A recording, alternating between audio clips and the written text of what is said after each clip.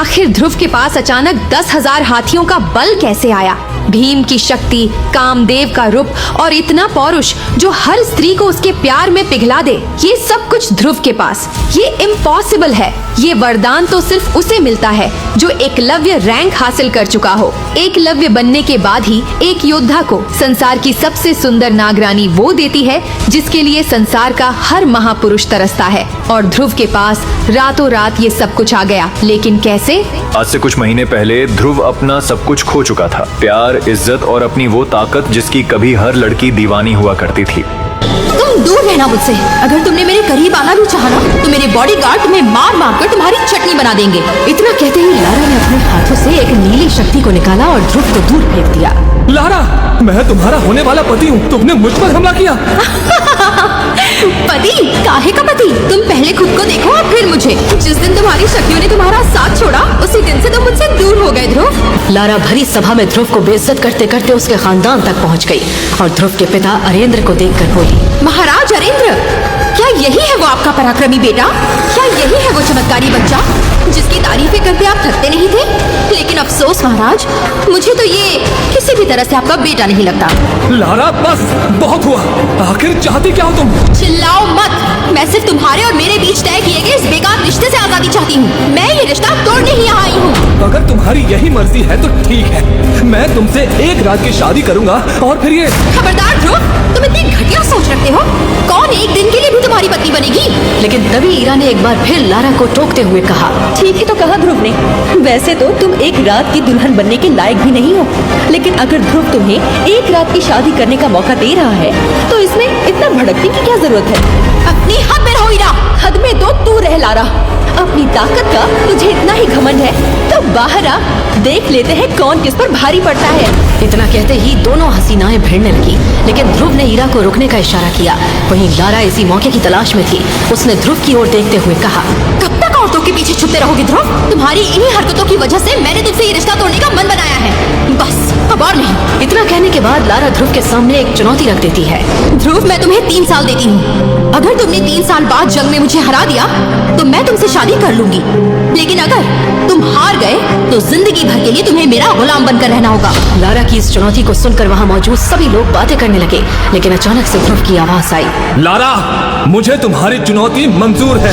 Lara गुस्से में पैर पटकते हुए वहाँ से चली गई। वहाँ मौजूद ईरा अंदर ही अंदर इस बात से खुश थी कि लारा जैसी घमंडी लड़की अब ध्रुव की जिंदगी से दूर हो गई थी। दूसरी तरफ ध्रुव अब अपनी हर हार का जवाब ढूंढना चाहता था। वो रात के अंधेरे में चला जा रहा था। उसकी आंखों में आंसू, दिल में गुस्सा और दिमाग में सवाल थे। तभी उसके कदम एक कब्रिस्तान के बाहर आकर रुक गए। कब्रिस्तान में पहुंचकर वो एक कब्र के पास जाकर बैठ गया और तभी कुछ अजीब घटने लगा। अचानक ध्रुव की अंगूठी से एक रोशनी निकली और एक साया उभरने लगा। ध्रुव ने हैरानी से देखा। वो साया धीरे धीरे आकार लेने लगा और एक बुजुर्ग की तरह दिखने लगा। उसे देखकर ध्रुव घबरा गया। कौन हो तुम? मैं कौन हूँ ये जानना तुम्हारे लिए जरूरी नहीं है, लेकिन हाँ, मैं तुम्हारी मदद करने के लिए ही यहाँ आया हूँ। मुझे तो तुम्हारा शुक्रिया अदा करना चाहिए। आखिर तुमने पिछले 3 सालों से मुझे अपनी अंगूठी में संभाल कर जो रखा है, और देखो आज मुझे नींद से भी जगा दिया। शुक्रिया ध्रुव, तुम्हारा बहुत बहुत शुक्रिया। उस सफेद आत्मा की ये बात सुनकर ध्रुव हैरान रह गया और गुस्से में बोला, तो तुम पिछले 3 साल से मेरी अंगूठी में छुपकर बैठे हो? कहीं तुम्हारी वजह से तो मेरी शक्तियाँ कम नहीं हो रही थी?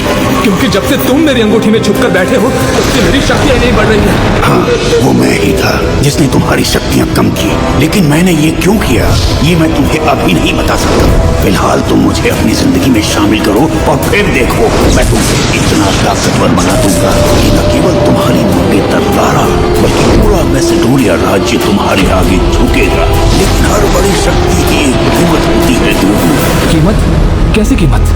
वह भी समय आने पर बताऊंगा। अभी के लिए इतना जान लो कि तुम्हारे पास कोई दूसरा विकल्प नहीं है। अगर तुमने मेरी मदद नहीं ली तो 3 साल बाद होने वाली लड़ाई में तुम जरूर हारोगे, और तो और तुम्हारा नाम और तुम्हारा साम्राज्य दोनों मिट जाएगा। तुम्हें फिर से सुपर योद्धा बनना है तो मैं तुम्हें एक ऐसी ऐसी दवा बना कर दूंगा जिससे तुम कम समय में अपनी शक्तियां हासिल कर सकते हो और फिर से एकलव्य बन सकते हो। लेकिन उसके लिए तुम्हें चाहिए एक ऐसा फूल जो मिलेगा सिर्फ अबाबा शहर में। इस शहर के साथ ही एक तिलस्मी जंगल है जिसमें एक गुफा है और उसी गुफा में है वो तिलस्मी फूल। लेकिन ध्यान रहे, गुफा में तुम्हें कुछ ऐसा मिलेगा जिसके सामने तुम्हें अपने हथियार भी डालने पड़ सकते हैं। लेकिन ध्रुव के दिमाग में इस समय सिर्फ एक ही फितूर सवार था और वो था अपनी खोई शक्तियों को हासिल करना। ध्रुव किसी बात की परवाह किए बिना विदुर की मदद से अबाबा पहुंच गया था। अबाबा पहुंचने पर ध्रुव का सामना कुछ योद्धाओं से हुआ। अरे भाई, तुम्हें पता नहीं उस जंगल में ही रहती है वो खतरनाक नागिन। नागिन? क्या बकवास कर रहा है ये? हाँ भाई, सही कह रहा है ये। उस जंगल में आज तक जो भी गया वापस नहीं लौटा। देखो, मैं नहीं मानता। वैसे भी वो जंगल तिलस्मी जानवरों से भरा हुआ है। एक नागिन मिल भी गई तो क्या फर्क पड़ता है? भाई, तिलस्मी जानवरों से तो हम भी निपट लेते हैं, लेकिन उस नागिन का सामना करना मौत को दावत देना है। ये योद्धा ध्रुव को जिस जादुई जंगल में जाने से रोक रहे थे वो एक ऐसा खौफनाक जंगल था जहाँ कोई भी जाना नहीं चाहता था। लेकिन ध्रुव के लिए उस गुफा में जाना बेहद जरूरी था। ध्रुव बिना किसी डर के जंगल की तरफ निकल गया। थोड़ी दूर जाने पर उसे एक बड़ी सी गुफा नजर आई। उस गुफा को देखकर ध्रुव बिना किसी हिचकिचाहट के अंदर बढ़ा और थोड़ा अंदर जाते ही ध्रुव के सामने पत्थर से बनी एक नागिन आ गई जो 50 फीट लंबी थी। ये नागिन पत्थर से बनी थी जिस वजह से उस पर किसी हथियार का कोई असर नहीं होता था। पत्थर की होने के बावजूद वो नागिन हवा में उड़ सकती थी। आचार्य, ये क्या बला है? लगता है ये वही इच्छाधारी नागिन है। वो तो मुझे भी दिखाई दे रहा है। अब क्या करें? इससे कैसे बचे? हिलना मत ध्रुव, अगर इसने तुम्हें डस लिया तो सबकी एक राय पर पानी फिर जाएगा। तुमने थोड़े दिनों में जो भी शक्तियां हासिल की हैं वो सारी शक्तियां खो जाएंगी। तुम पहले जैसे कमजोर योद्धा बन जाओगे और मैं भी कुछ नहीं कर पाऊंगा। आचार्य विदुर उस नागिन के बारे में ध्रुव को बता ही रहे थे कि तभी वो पथरीली नागिन एक खूबसूरत लड़की में बदल गई और उस नागिन ने ध्रुव के चेहरे पर हाथ फेरते हुए कहा, तुम वही मैसेडोरिया वाले ध्रुव हो ना जिसे उसी की होने वाली बीवी लारा ने ठुकरा दिया? ध्रुव नागिन की खूबसूरती को देखकर उसमें खो गया था। उसे अपनी आंखों पर विश्वास नहीं हो रहा था। लेकिन अपने बारे में उसके मुंह से सुनकर वो हैरान था कि कोई इच्छाधारी नागिन कैसे उसकी जिंदगी के बारे में जानती थी। कौन हो तुम? मेरे बारे में इतना कैसे जानती हो? ये सब छोड़ो ध्रुव, मुझे पता है कि तुम यहाँ क्यों आए हो और तुम्हें चाहिए क्या। लेकिन उसके लिए पहले तुम्हें मेरी एक शर्त माननी होगी। कैसी शर्त? तुम्हें मेरे साथ एक रात बितानी होगी ध्रुव। बोलो ध्रुव, लारा और ईरा को भूलकर सिर्फ एक रात, उसके बाद तुम जो कहोगे मैं वो करूंगी। ध्रुव के सामने ईरा और लारा का चेहरा घूमने लगा था। एक तरफ उसे लारा की बेवफाई नजर आ रही थी तो दूसरी तरफ ईरा का साथ नजर आ रहा था। वहीं अब ये इच्छाधारी नागिन उसके सामने थी जो उसके साथ एक रात बिताना चाहती थी।